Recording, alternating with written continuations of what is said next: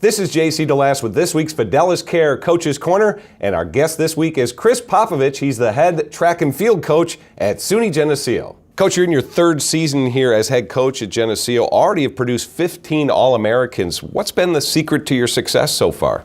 I think the number one thing for us is that the athletes that we get here, the student athletes that we get at Geneseo, are just of the caliber of person that they want to throw themselves in fully to this and dedicate themselves completely to what we ask of them. And we've been fortunate that they're buying into what the coaches are trying to sell them, and they're doing the work year-round, and it's producing just a different level of athlete every year. We ask these kids to reinvent themselves each and every year, and they've answered the call, and we've seen the results.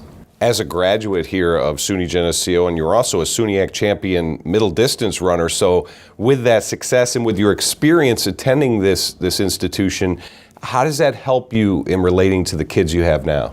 I think primarily we understand the culture of the campus, the community, the academic rigors that come with this place, and the history of the program.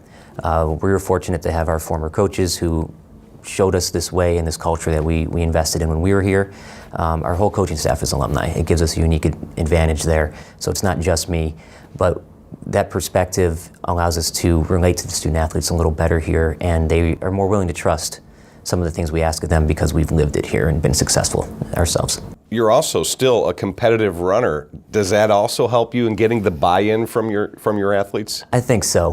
When you jump in a race that they can see you still trying to do it yourself and to a certain degree do it at a high enough level to compete against college-age students, then I think it goes a long way to get them to trust you.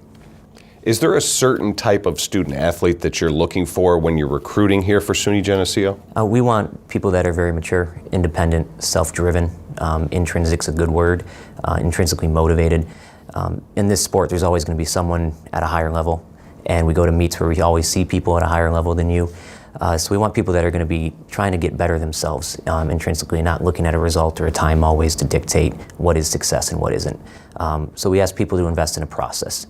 So we want people that are truly willing to do that and buy into that culture that we try to put out there. What do you say to current high school track athletes to help them prepare for what's coming if they want to participate at the collegiate level?